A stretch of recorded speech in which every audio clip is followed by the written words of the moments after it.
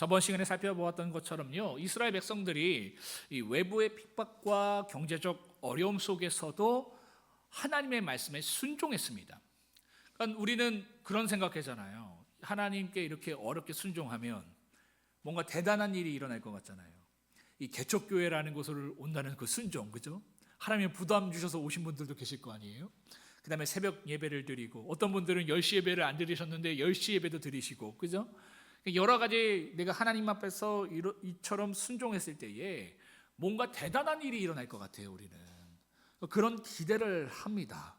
근데 여러분, 이스라엘 백성들이 이처럼 어려운 상황 가운데에 하나님의 말씀에 순종했음에도 불구하고 그렇지 않았던 겁니다. 현실은 여전히 초라하고 보잘것 없었던 거예요. 이런 사실 때문에 그들은 낙심했습니다. 그럴 수 있잖아요, 그죠? 내가 이처럼 어려운 상황에서 하나님께 결단했는데, 순종했는데 삶은 여전히 어렵다. 낙심할 수 있잖아요. 이스라엘 백성들도 낙심했습니다. 낙심한 것뿐만 아니라 그냥 이전에 죄된 삶으로 다시 돌아갔어요. 에이, 뭐 신앙 별거 없네, 그죠? 그냥 내가 하던 대로 해야겠다. 그냥 술 먹고 그냥 내가 원하는 대로 살아야겠다. 그냥 되는 대로 살아야겠다. 나아갔다라는 것이죠. 사실 그들이요, 여러분, 오랜 시간 동안 하나님의 말씀에 순종한 것도 아닙니다. 고작 한 달 순종한 거였어요. 한 달. 하나님의 말씀에 순종한 것이 한 달이었습니다.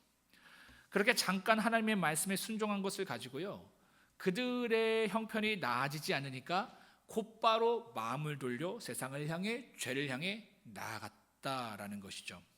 이때 하나님의 말씀이요, 스가랴 선지자에게 임했던 겁니다. 어떤 말씀이었습니까?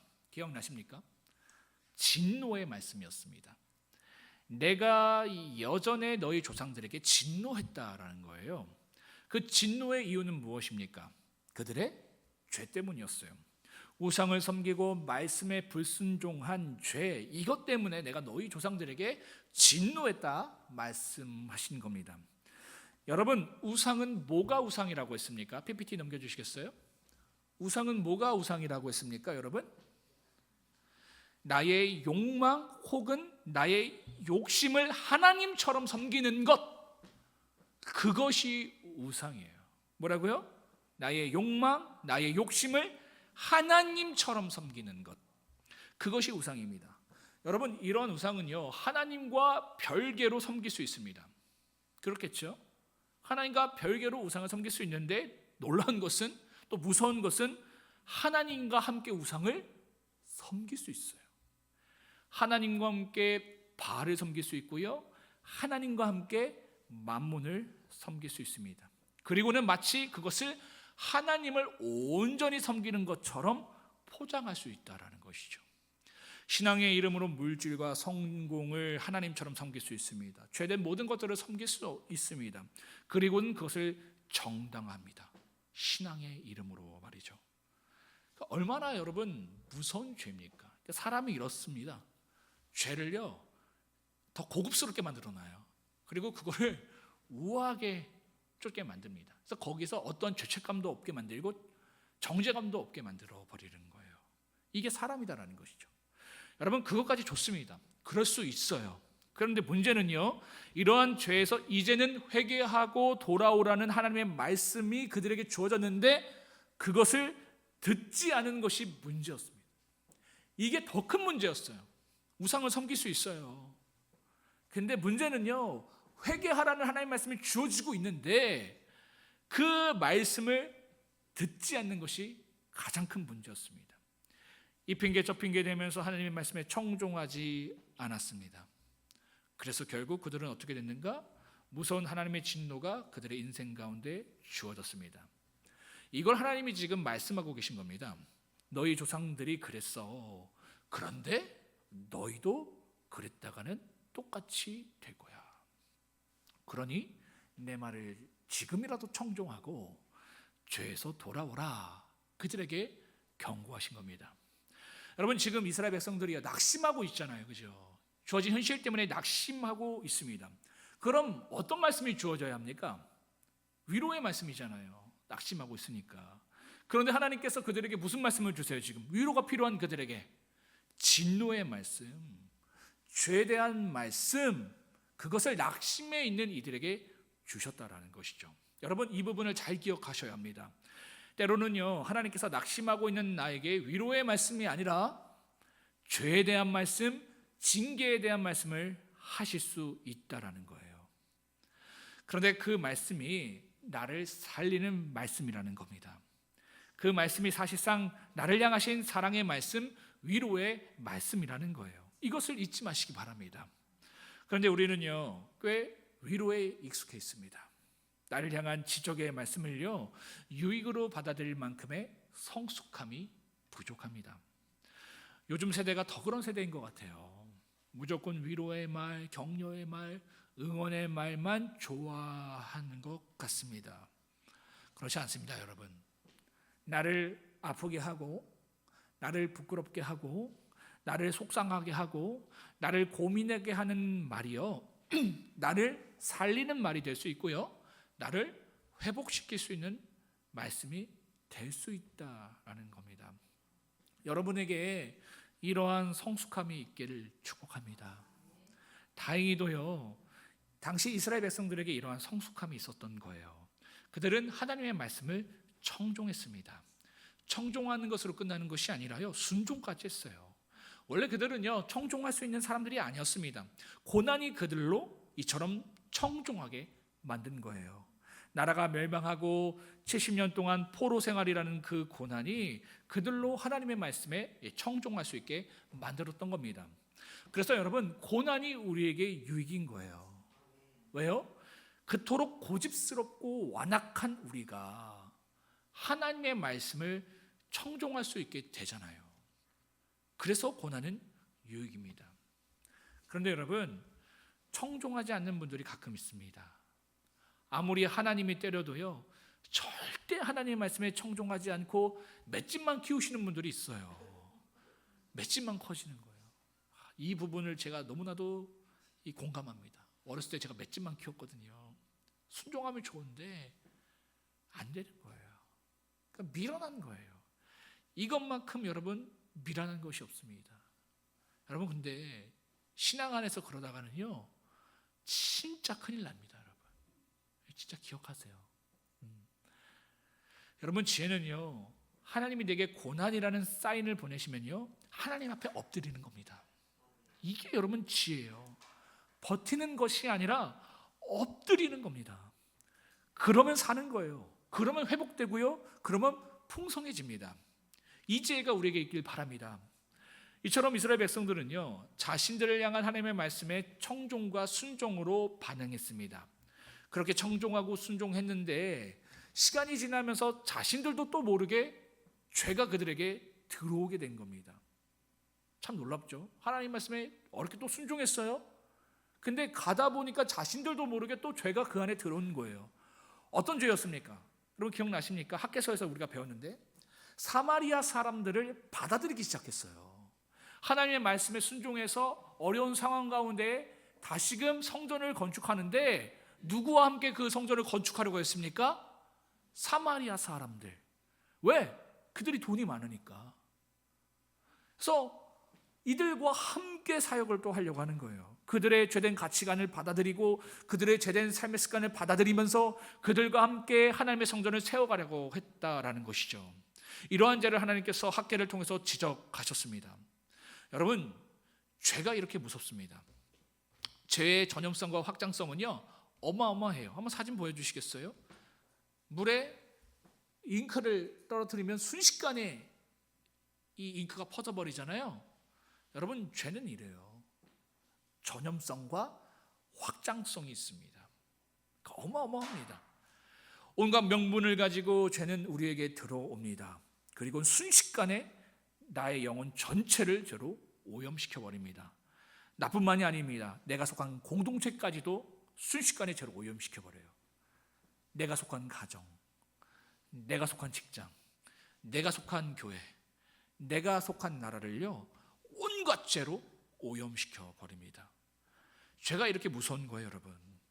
감사하게도 학개를 통해 선포된 하나님의 말씀도요, 이스라엘 백성들은 청종했습니다.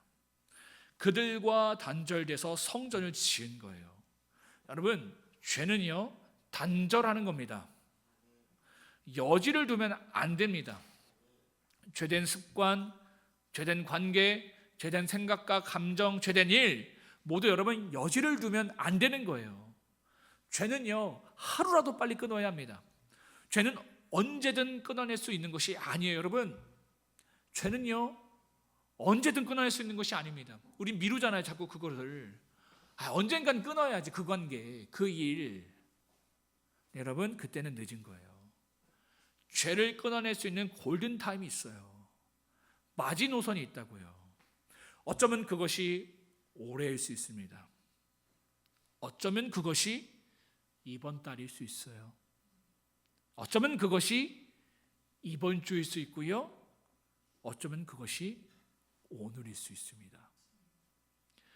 그 골든타임, 마지노선을 놓치면 여러분 그땐 정말 답이 없습니다.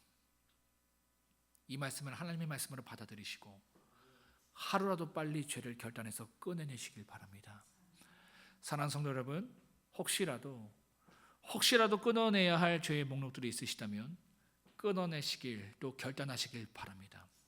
이 말씀에 청종할 수 있고 순종할 힘과 능력이 여러분들에게 주어지길 축복합니다. 이처럼 이스라엘 백성들이요 또 한 번 하나님 앞에 엄청난 순종을 결단하면서 나아갔어요. 그러면 막 상황이 좋아지고 막 능력이 주어지고 기적이 나타나면 참 좋을 텐데 그렇지 않았습니다. 이렇게 하나님의 말씀에 순종했는데도요 상황은 또 별로 좋아지지 않았던 겁니다. 이러한 그들의 답답한 현실을 7절과 11절까지의 스가랴가 본 환상을 통해서 보여주고 있는 겁니다. 8절에 보니까 뭐라고 시작합니까? 내가 밤에 보니, 밤에 보았대요. 스가랴가 밤에 여러 가지 색깔의 말을 탄 자들을 봤다고 합니다. 여기서 밤은요 당시 이스라엘 백성들이 처한 현실을 나타내는 표현입니다. 또 8절을 보시면 이 붉은 말과 자줏빛 말과 백말을 탄 자들이 등장하잖아요. PPT 한번 보여주시겠습니까? 이런 환상들을 본 거예요. 10절에 그들의 정체가 나옵니다. 뭐라고 소개하고 있어요? 그들을 여호와께서 땅에 두루 다니라고 보내신 자들, 그러니까 하나님의 정령들입니다. 그러니까 하나님의 뜻을 이 세상 가운데에 이루어가는 이 전령 천사들이었어요. 뭐 전쟁이면 전쟁, 기근이면 기근, 질병이면 질병, 이 모든 것들을 이루는 이 천사들이었어요. 그런데 이처럼 말을 탄 이들이요 화석류 나무 사이에 선 다른 한 천사한테 다음과 같이 말하는 겁니다. 다 함께 11절을 읽겠습니다. 11절 시작. 그들이 화석나무 사이에 선 여호와의 천사에게 말하되 우리가 땅을 두루 다녀 보니 온 땅이 평안하고 조용하더이다 하더라. 그들이 뭐라고 보고합니까? 온 땅이 평안하고 조용하다, 이게 평화롭다라고 말하고 있는 거예요. 여러분, 시대가요 평화롭다라고 하는 것은 좋은 겁니까 나쁜 겁니까? 평화롭다, 좋은 거예요 나쁜 거예요? 좋은 거잖아요. 그런데 여러분, 이러한 평화로운 현실이요 이스라엘 백성들 입장에서는 절망스럽고 답답한 현실이었습니다. 왜냐하면 이처럼 스가랴 환상을 본 날이요 주전 519년도였거든요. 그런데 이런 환상을 보기 몇 년 전에 어떤 일이 있었냐면 이 페르시아의 황제였던 캄비세스가 죽게 돼요. 그 틈을 타서 페르시아 궁전에서 왕위를 둘러싼 다툼이 일어났고요, 이 식민지 국가들이 반란을 일으켰습니다. 그러니까 이스라엘 입장에서는 이것을 기회로 본 거예요.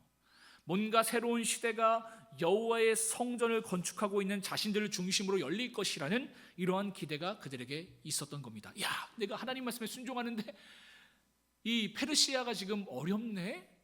야, 이거 다시 새판 짜지는 거 아니야? 뭔가 새로운 역사가 우리를 통해서 이루어지는 거 아니야? 라는 기대가 그들에게 넘쳐났다라는 겁니다. 그런데 이게 웬일입니까? 다리오 왕이요 페르시아의 왕으로 등극해서 페르시아의 모든 혼란을 순식간에 정리해버린 거예요. 다시 페르시아의 국가가요 이전보다 더 평화롭게 된 겁니다. 그러니까 뭔가를 기대했는데 그 어떤 반전이나 역전은 현실에서 이루어지지 않으니까 그들이 절망했던 겁니다. 그렇게 하나님의 말씀을 순종했는데 이게 뭐야 라는 마음이 들었겠죠. 하나님께 배신감도 들었을 겁니다. 신앙의 회의감이 들었을 거예요. 그러니까 이런 모습을 보고요, 천사도 얼마나 답답했는지 12절에서 이렇게 하나님께 탄원해요. 다 함께 12절을 읽겠습니다. 12절 시작.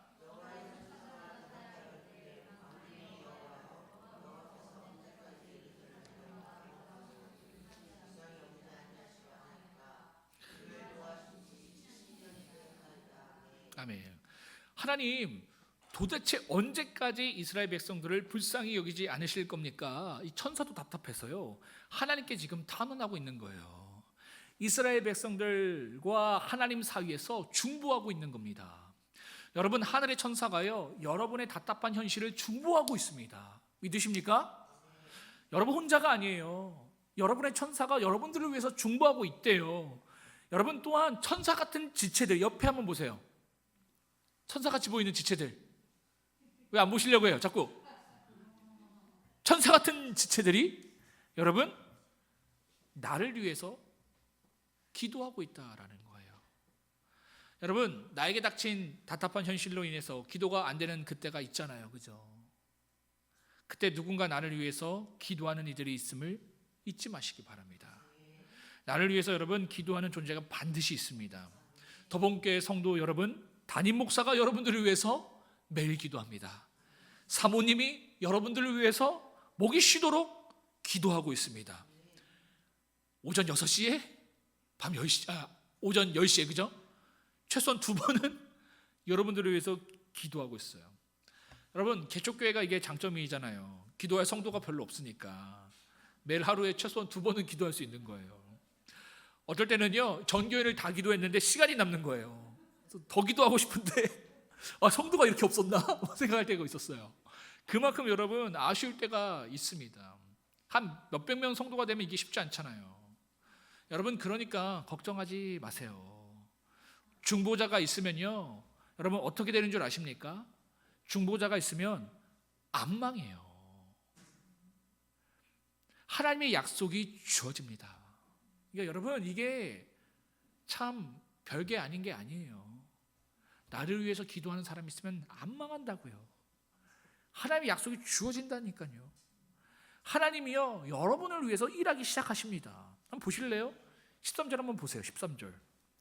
자, 천사가 이들을 위해서 중보했어요? 탄원했어요? 그러니까 하나님이 이렇게 말씀하시는 거예요. 13절 시작. 여호와께서 내게 말하는 천사에게 선한 말과 위로하는 말씀으로 대답하시더라. 천사의 탄원과 중보로 선한 말씀, 위로의 말씀을 하나님이 그들에게 주셨다라는 거예요. 17절도 한번 보세요. 다 함께 17절을 읽겠습니다. 시작. 그가 다시 외쳐 이르기를 만군의 여호와의 말씀에 나의 성읍들이 넘치도록 다시 풍성할 것이라.